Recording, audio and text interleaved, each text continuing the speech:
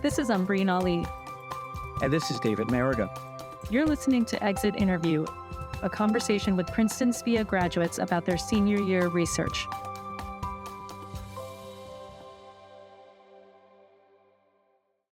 My name is Vincent Jiang. I'm a senior in the SPIA department. I originally come from Long Valley, New Jersey.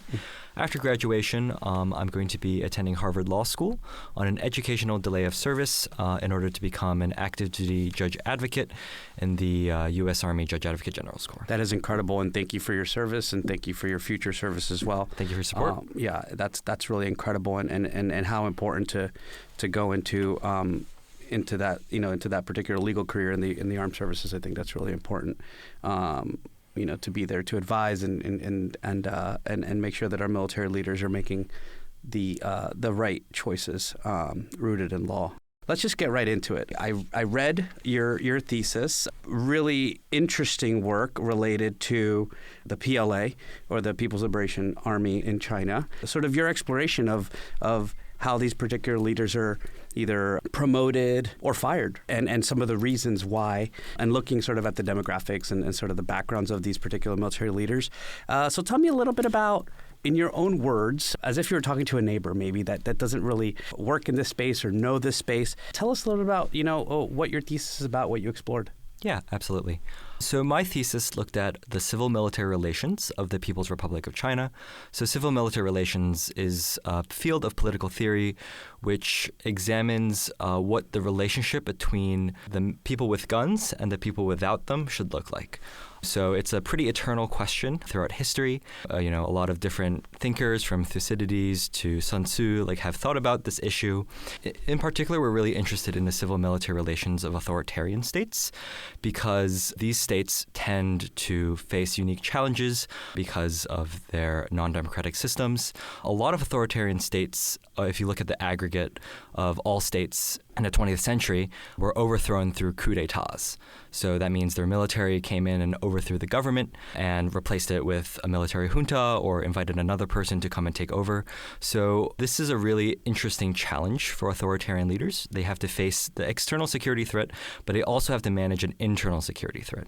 And so the civ-mil relations of the People's Republic of China is particularly interesting for this reason. As everyone knows, China is a big pacing challenge for the United States, a near-peer superpower competitor.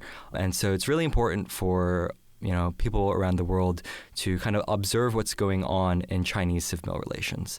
For those who are paying attention to the news, the current president of China, Xi Jinping, has been embarking on a pretty aggressive campaign of purges. In 2014 and 2015, right after he ascended to power, he purged a lot of the generals who his predecessors had appointed. And starting in around 2023, right after he secured an unprecedented third term in office, he starts really aggressively purging a lot of his inner circle of generals. So the Minister of Defense and the former Minister of Defense were both purged in 23. He most recently just purged another very high-ranking admiral, and about a month ago, he was confirmed to have purged the second-ranking vice chairman of the Central Military Commission, so an incredibly powerful and important general. Tell me, why is he purging his sort of core, advisor, the inner circle? Yeah, so that was one of the things that I found most interesting and confusing. So the first wave of purges made a lot of sense to me, because they were purging, kind of cleaning house, getting rid of his predecessors' loyalists.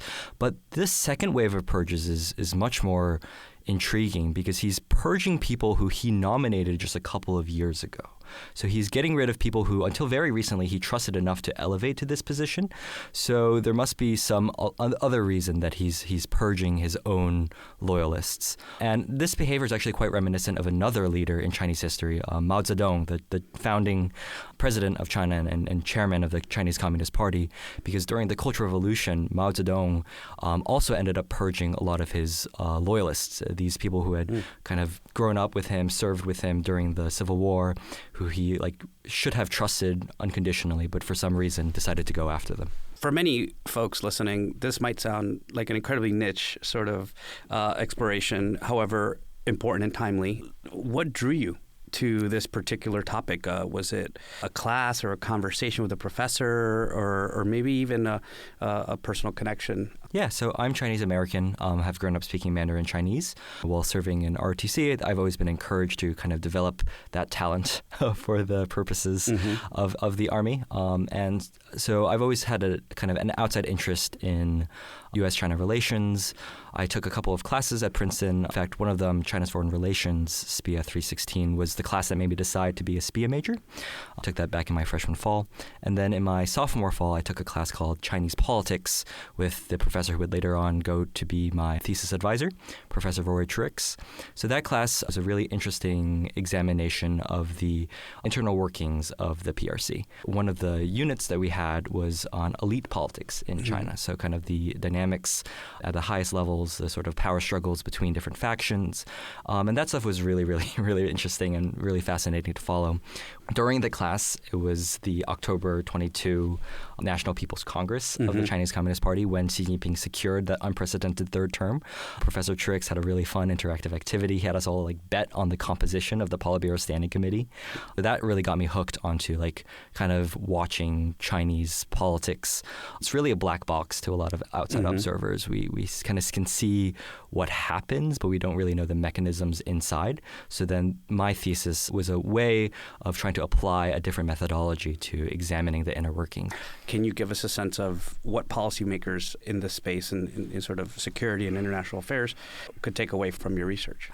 I think the most interesting finding, at least it's the most top-level finding of mine, is we find pretty compelling evidence for provincial stacking, which is a strategy of coup-proofing that's pretty well established in the literature. So basically what this means is the leader will appoint generals who have a personal connection to the leader in some way. Could be an ethnic background, could be a religious background, whatever. But in China... Or a hometown. Or hometown, yes. So my thesis used one's home province as kind of a variable to stand in for personal ties with the leader. And what we found was that every single Chinese leader tended to overappoint generals who came from their home province.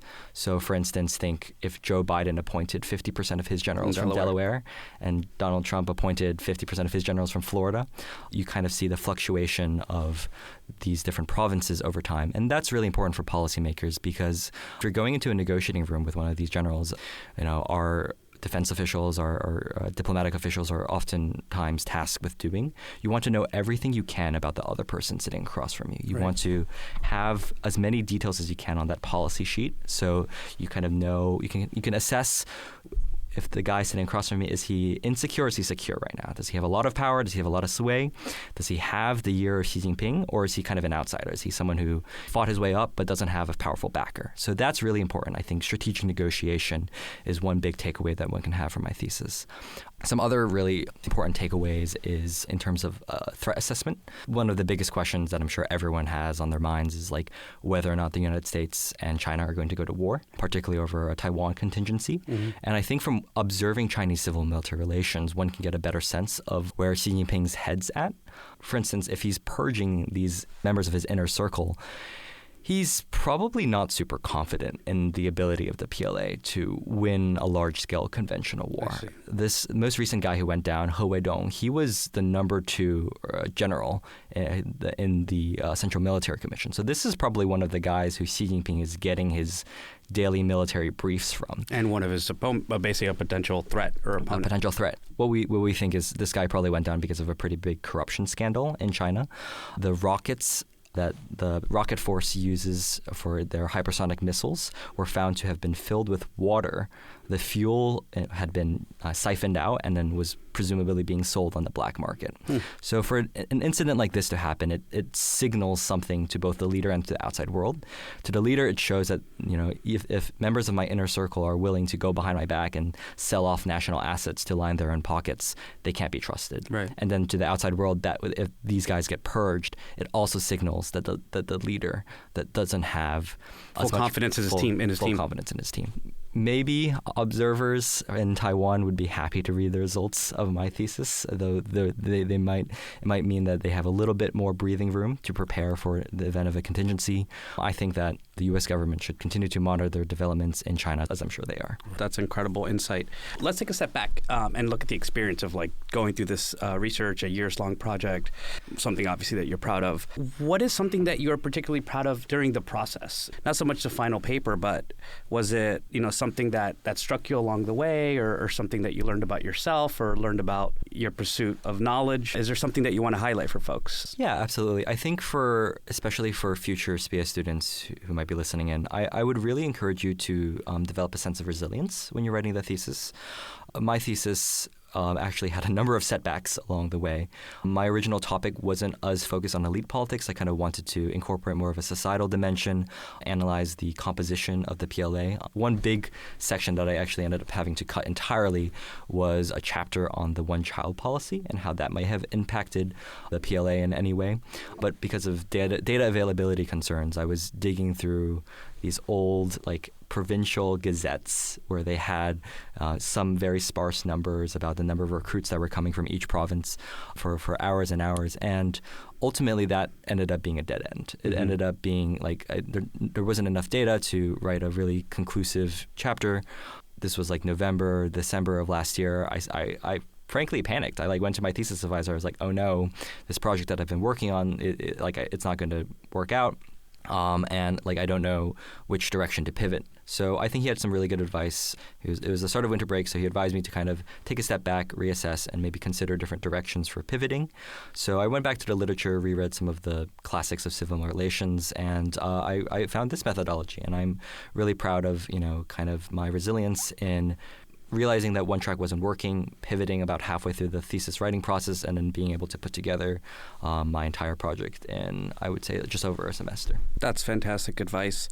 Were your sort of fellow classmates also helpful in the process in terms of giving each other support, talking through issues, sharing best practices? Was there any element of that? Yeah, community element, I guess? Oh, absolutely. I think the SPIA community is really wonderful in that regard. We're super supportive of each other. Everyone's in it together until the very end. My friends and I would give each other updates about where we're at. We had a funny thing going on where we had a spreadsheet where we would track the number of pages we had written.